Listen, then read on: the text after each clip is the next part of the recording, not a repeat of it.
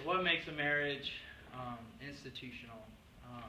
By today's standards and like much farther into the past, marriage has been seen as like a bonding between a man and a woman, and it should not be allowed that same-sex couples to be married due to the fact that it could cause like an economic distress on the country, the social impact it would have on our country, and because of how the public opinion views same-sex marriage in the United States. Like I said, marriage is clearly defined between a man and a woman. And why defend this? Because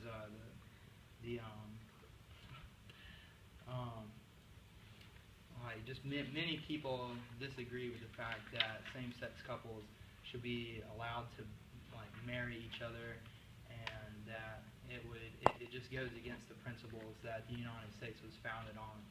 And then we'll. So one of the many conditions in which that people decide on whether to legalize or not legalize gay marriage is the social effect. And so basically the effect of not just people getting married, but the effect of the individuals outside of that marriage. One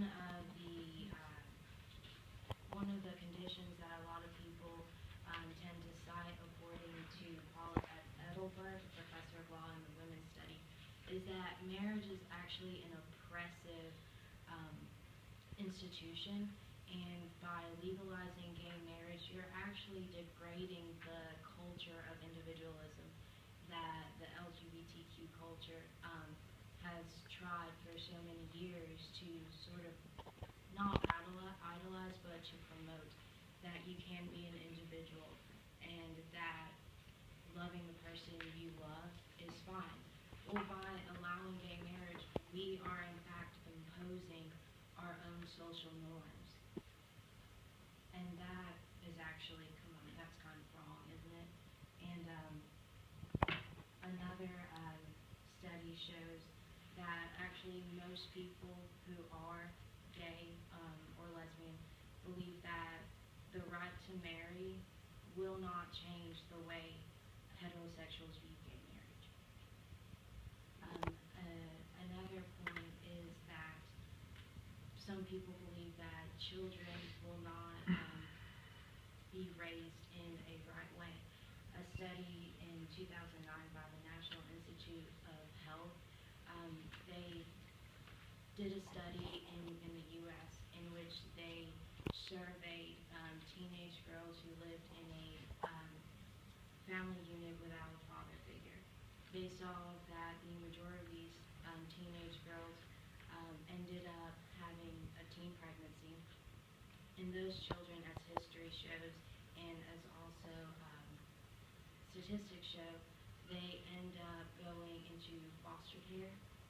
They end up sometimes in jail just because they don't have a firm father figure. And also children who did not have mother figures, they were more socially awkward as far as nurturing and communicating with other people. And obviously these issues will end up in the long run hurting society in total, because there is a lack of communication. There are more people on welfare, which is also an economic issue that we have also looked at. The economic impacts of gay marriage can also negatively affect the economy. People who are against the legalizing of gay marriage do not want their tax-paying dollars to go to the supporting of it, because they do not agree with the fact that their money is going towards the legalization of something they do not support in any way at all. And according to CBS Minnesota, the legalizing of gay marriage would cost taxpayers in Minnesota about $630,000 in the first year of the legalization. Welch with CNN also states that opponents of legalization of gay marriage actually think it would devalue the economy in the long run, and it would cost society more. Also, if a same-sex couple wants to get married, they're just going to go to the closest state and make that marriage legal, and that would give that state the money instead of your own state. Like, for example, if a couple in Alabama wants to get married, since it's not legal here, they could just go to North Carolina and make that marriage legal. And these economic effects also play a role in the public opinion of the legalization of gay marriage. The public body that is against the legalization of same-sex marriage argues that these principles and values of these people will violate the public institutions. Opponents argue that allowing gay marriage will alter the traditional definition of marriage as seen between a man and a woman, and this will threaten many institutions of marriage. According to Stephen Henley, who's an associate professor of philosophy at the University of St. Thomas, he argues that marriage is a privilege, not a right. Marriage was created to allow society to support heterosexual couples in procreation and unity. Other opponents argue that legalizing same-sex marriage is unstable and an indefinite path that will lead to further issues of marriage.